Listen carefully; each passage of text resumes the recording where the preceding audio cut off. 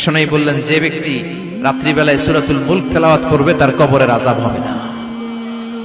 ইন্না হাযিহি সূরা সূরাতুন আযীমা মানিআতুন মিন আযাবিল কবর।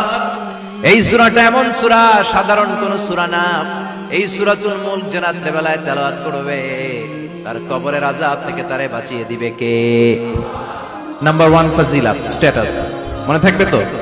2 number status শাফাআত লি সাহিবিহা। এই সূরাটা, এই সূরার তেলাওয়াতকারীর জন্য কিয়ামতের দিন সুপারিশ করবে। কোরআন সুপারিশ করবে, চারটেখানি কথা না। কোরআন যদি আপনার বিরুদ্ধে দাঁড়ায় আপনার জান্নাত ক্যান্সেল, আর কোরআন যদি আপনার ব্যাপারে আল্লাহর কাছে রেকমেন্ডেশন করে জান্নাত আপনার জন্য ওয়াজিব করে দিবে কে? এজন্য বিশ্বনবী বললেন শাফাআত লি সাহিবিহা, কিয়ামতের দিন তেলাওয়াতকারীর জন্য আল্লাহর কাছে সুপারিশ করবে। 2টা গেল। 3 নাম্বার বিশ্বনবী বললেন খাসামাত আন সাহিবিহা। এই সূরাটা কিয়ামতের দিন এই সূরার তেলাওয়াতকারীর পক্ষ নিয়ে আল্লাহর সাথে ঝগড়া করা শুরু করে দিবে। আল্লাহর সাথে ডিবেট করবে, ঝগড়া করবে, যতক্ষণ না হাত্তা আদখালাহুল্লাহুল জান্নাহ। হাদিসের টেক্সট হচ্ছে যে যতক্ষণ না আল্লাহ তাআলা তাকে জান্নাতে না ঢুকায় ততক্ষণ ওই সূরার তেলাওয়াতকারীর পক্ষ নিয়ে আল্লাহর সাথে বিতর্ক, ঝগড়া, তর্ক চলতেই থাকবে। সুবহানাল্লাহ। আরো আস্তে বলেন। আবার বিশ্বনবী বললেন মান ক্বারা বিহা ফি লাইলাতিন ফাকাদ আকসারা ওয়া আতওয়াবা। রাত্রিবেলা এই সূরাটা যে তেলাওয়াত করবে পুরো রাত্রিটারে বরকতময় করে দিবে কে? এজন্য বিশ্বনবী আবদার করে, আবেদন করে আমাদের কাছে বলে গিয়েছেন, আমি চাই আমার প্রতিটা উম্মতের হৃদয়ে এই সূরাটা গাঁথা থাক। আমি চাই আমার প্রতিটা উম্মতের সিনার ভিতরে এই সূরার 30টা আয়াত গ্রথিত করা থাক। সুবহানাল্লাহ পড়েন।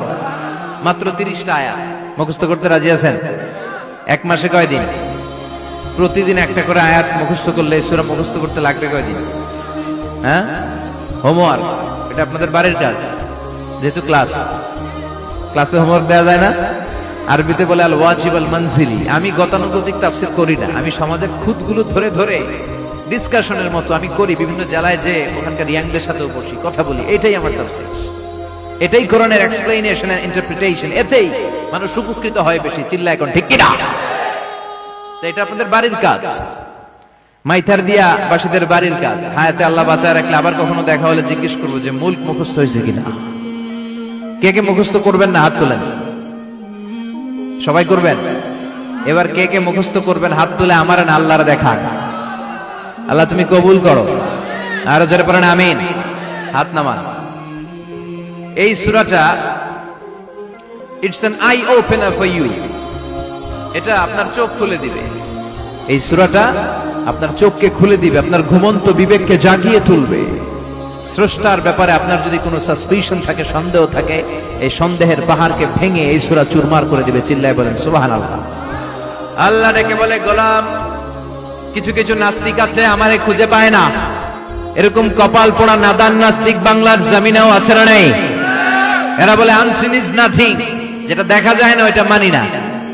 বলে না, do you see the air in the atmosphere? বাতাসে, বায়ুমণ্ডলে যে বাতাস ঘুরে বেড়ায়, এটা কি তুমি দেখো? তো মানো কেন? Why do you believe on that? Why do you believe on air? বাতাস বিশ্বাস করস কেন? কপাল পোড়া নাস্তিকরা বাতাস মানে না। কথা কয়।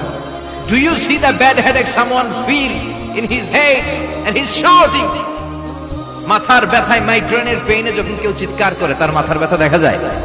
আমার এখন প্রচন্ড মাথা ব্যথা যদি হয়, আপনারা দেখতে পাচ্ছেন তো, নাস্তিকরা কি মাইগ্রেনের পেইন বিশ্বাস করে না? মাথা ব্যথা বিশ্বাস করে কি করে না? বাতাস বিশ্বাস করে কি করে না? কয় আনসিন ইজ নাথিং, যেটা দেখি না ওইটা বিশ্বাস করি না। কপাল পোড়া।